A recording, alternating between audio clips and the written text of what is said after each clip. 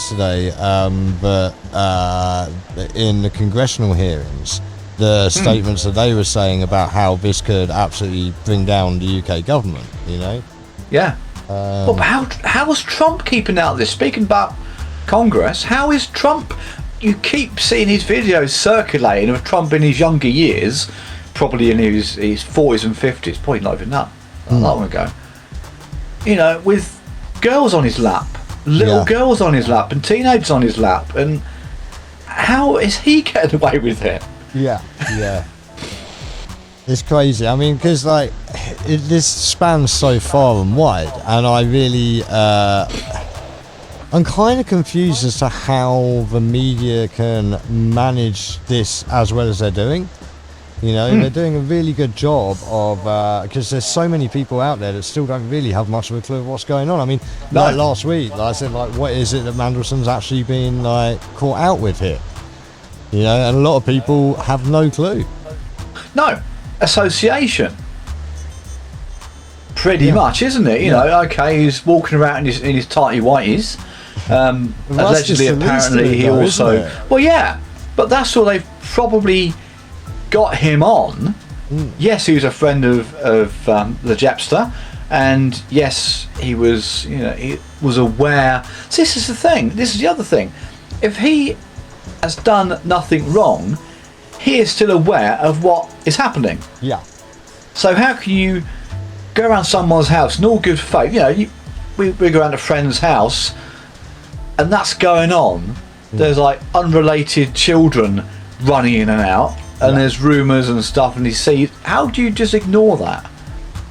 What sort of person, human or man, will ignore seeing that? So if you go around someone's house and they're kicking their dog, you'd report them. In fact, probably animals have got better human rights, arguably, than some kids. Well, again, there's one of those things that's just like, even worse about this is that they must have known that compromat was being collected on them, right? You'd have to be completely stupid not to. Absolutely. So it does make you wonder if they were trying to sort of hold on to things themselves, thinking that they could flip that compromat. I mean, this is what the classic argument for Trump and his association in this is that he was trying to hold on to it until such time that, you know, like he could like scrub it well enough, let's say. I mean, if you look at our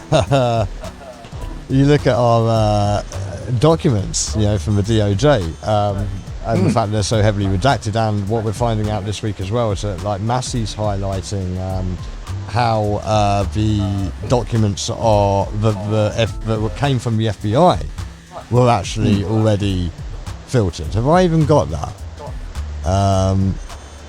So the other thing we also learned from the files last week was that, talking about compromat, that Jepster was also collecting his own information. You know, a lot of research has been sent to him, wasn't there? There's things about, you know, they've been deep dives into the Madeleine McCann thing, and he was interested in that. Sorry, in the files last week, yeah. Yeah. A lot of it is just like he is getting as much information on everybody as he can. Digging his nose and stuff doesn't concern him particularly. Yeah, I mean, there's a couple of things with that we'll get into in our return to the files in the second half, actually, because there's some very, very interesting things coming up surrounding potentially McCann, and also another character that we talked about many weeks ago, way back last year, and I pointed this out, that this could be the thing that actually really topples an awful lot of people and people's perceptions. Again, that phrase we keep talking about, perception as reality. Yeah. It is. But obviously you've got Massie, like not happy about. Here we go. So I do believe we've got some C-SPAN footage here that will explain what I saw, it possibly quite well. That bothered me were the names of at least 6 men that have been redacted, that are likely incriminated by their inclusion in these files. So that's the first thing that I saw. It took some digging to find them. Then I'll let you talk about what you saw. Well, and we discussed that. I mean, there are 6 men, some of them with their photographs, that have been redacted, and there's no explanation why those people were redacted. And Thomas. Okay, so one of the people I believe they may be talking about here, and actually I believe I have another video we'll check quickly in a second of Khanna himself. But I believe one of them that they're talking about is Leon Black. And you remember how many times I've mentioned Leon Black with the association through Wexner and the fashion and modelling agencies, and how those were all a supply chain through exactly this. I mean, God, we even spoke about, like, you know, people back in the day like Milija Jovovich, who, like, I worry, and I have no solid evidence of anything untoward necessarily. I just worry, given where she came from and the sort of circumstances under which she came across from, you know, into the industry. Like, you know, I don't know. I do worry about her being sort of subject to some, you know, unbecoming behaviour, as Andrew, formerly known as Prince, you know, was saying. But yeah, let's continue with Massie here, because I believe, you know, like I say, the situation with Leon Black is that there are photos of Leon Black in there. And you can go and verify and look at them and go, yeah, that's Leon Black, right? Yet his name has been redacted from the files. And I think he's named as, like, person 218 or 228 or 223 or something like that. So he's just named as a person, like unidentified person. Yeah. Which is ridiculous. But I'll let them continue. Discovered it through his MIT logic with some of the searches. But, you know, that's really concerning.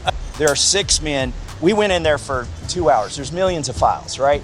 And in a couple of hours, we found 6 men whose names have been redacted, who are implicated in the way that the files are presented. Yeah, What's your message to Pam Bondi after what you saw today? You need to do a little more work. And I would like, I mean, we'll see her at the Judiciary Committee here in a couple days. At the very least, these 6 men, maybe she can make public. I mean, we're happy to provide the information to them, and they should do that. Are these men U.S. citizens? What fields do they work in? Is it finance? Is it political? At least one is a U.S. citizen, at least one is a foreigner, and the other 3 or 4 have names. I'm not sure if they're foreign or U.S. Okay, so yeah, like that was, you know, the start of it as such, and as I say, Massie did go on to elaborate in other news interviews that, like I say, the files the FBI supplied to the DOJ were already redacted, and then the DOJ has gone in and, in many cases, quite poorly redacted a whole bunch of other stuff. And of course, this is raising the question of, like, you know, is this a Trump thing? You know, is this partly down to Bondi and all this stuff?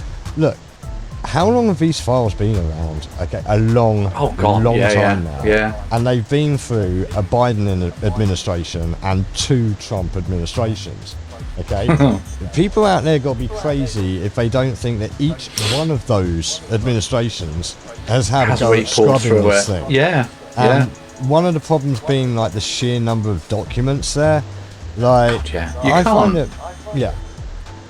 Go on. No, so you can't physically. Well, I suppose you can physically go through them all, but okay, so there's a lot there. Who was it? It was Ron Swanson. Shout outs to him over there on Project Rook on YouTube. He calculated, if you were to print off all of the Epstein files to paper, how many reams of paper it would take. Oh, God, I guess one of these things that reached to the moon and back, probably. One of those ones, was it? It was literally pallets worth that would fill a standard, like, long wheelbase, like, transport truck.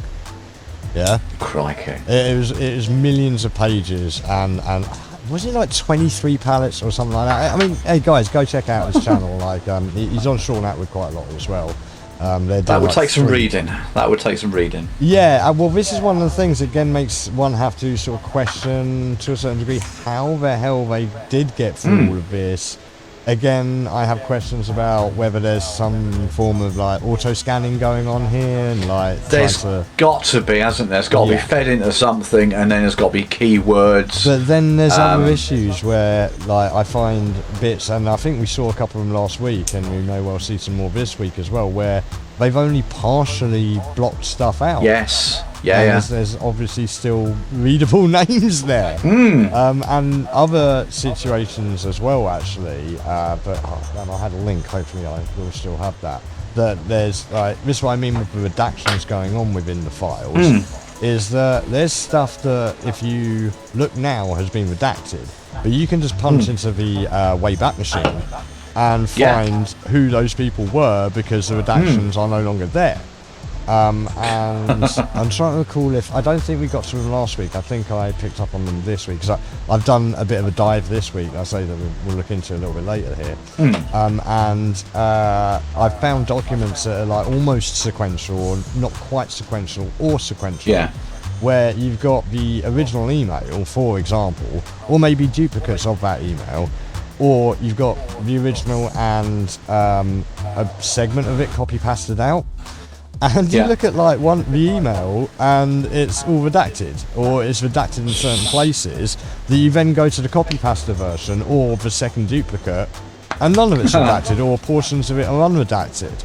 So it's like, well, A, why have all these people redacted, and B, why have we got things here that show that they weren't actually redacted and somewhere along the line they have been since, or the other way around. Like, it's obviously a live document. This is the thing, we're pouring through live documents here. They're going in and editing stuff as we go, and that does not bode well for factual tracking, really, does it? No. Let's be honest. No. It really makes this very sus.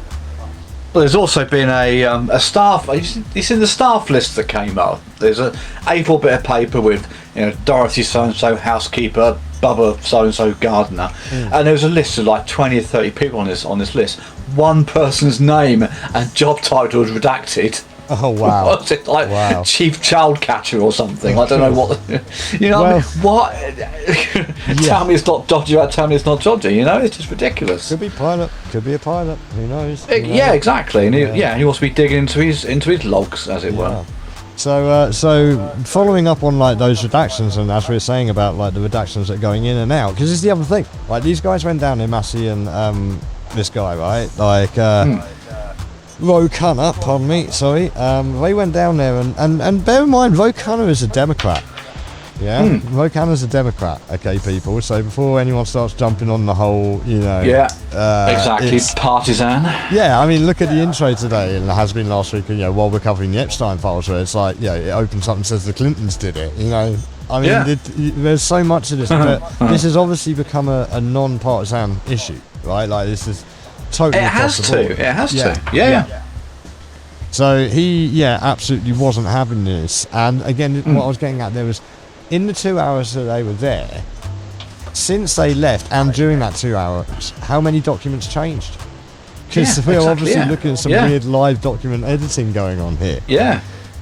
So this is where I believe he sort of blew the lid on who he believes these people are. Congressman Massie and I went to the Department of Justice to read the unredacted Epstein files.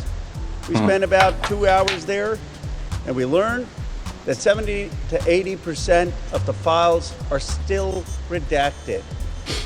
In fact, there were 6 wealthy, powerful men that the DOJ hid for no apparent reason. Yeah, so this is the guy. When Congressman Massie and I pointed this out to the Department of Justice, they acknowledged their mistake, and now they have revealed the identity of these 6 powerful men. These men are Salvatore Navora, Zorab Mikoladze, Leopig Leonor, Nicola Caputa, Sultan Ahmed bin Sulayem, CEO of Dubai Ports World, and billionaire businessman Leslie Wexner, who was labeled as a co-conspirator by the FBI. Now my question is, why did it take Thomas Massie and me going to the Justice Department to get these 6 men's identities to become public? Well, that's a fair point. If we found 6 men that they were hiding in 2 hours, imagine how many men they are covering up for in those 3 million files. Yeah. Crazy. Absolutely crazy. It is nuts, isn't it?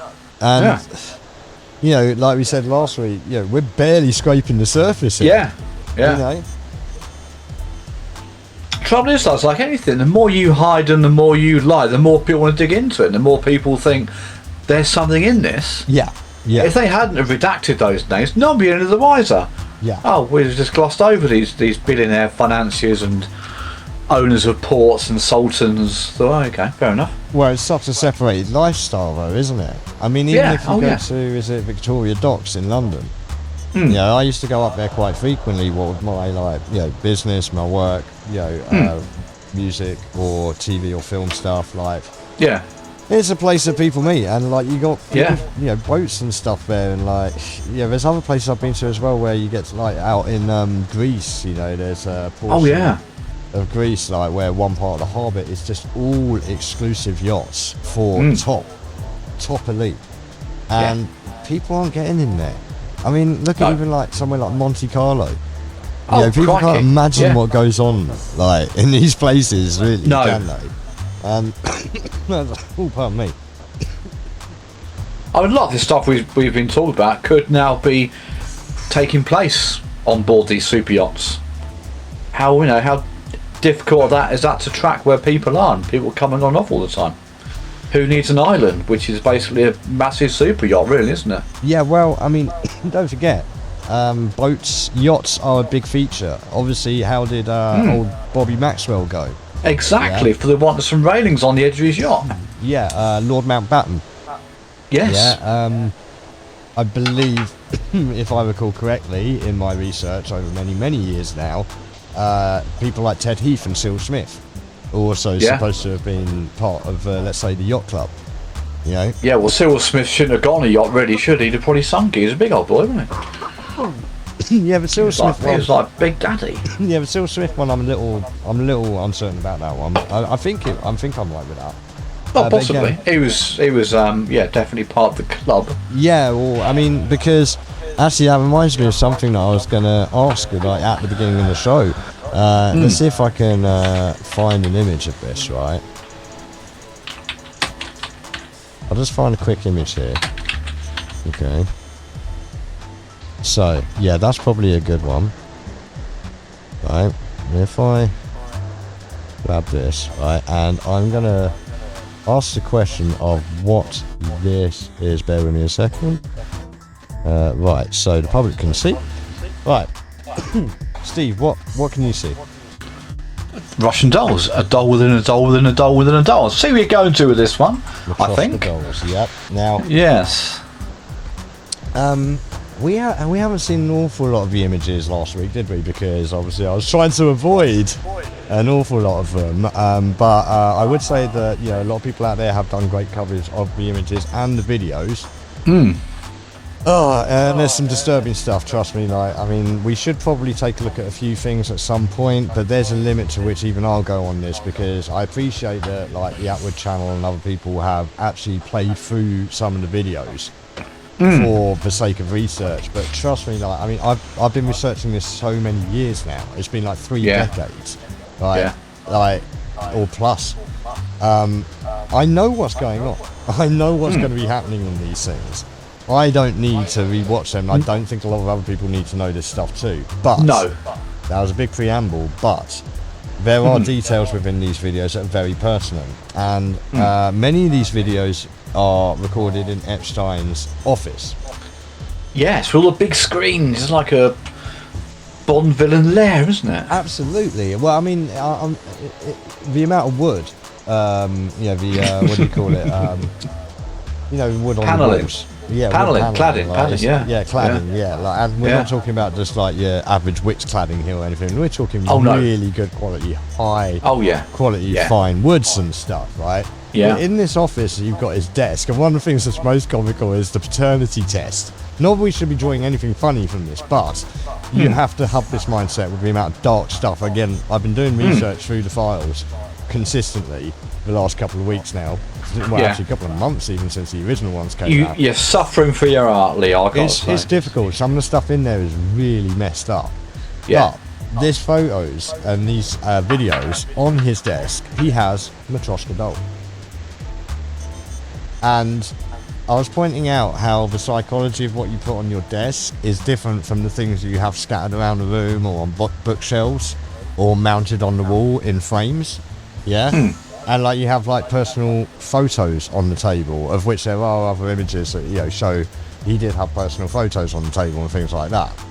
You know, but this Matryoshka doll thing, it is symbolic for a reason. And I believe everything is placed for a reason in Epstein's residence. Of course it is. It's like a really bad version of Through the Keyhole, isn't it? Yeah. Lloyd Grossman.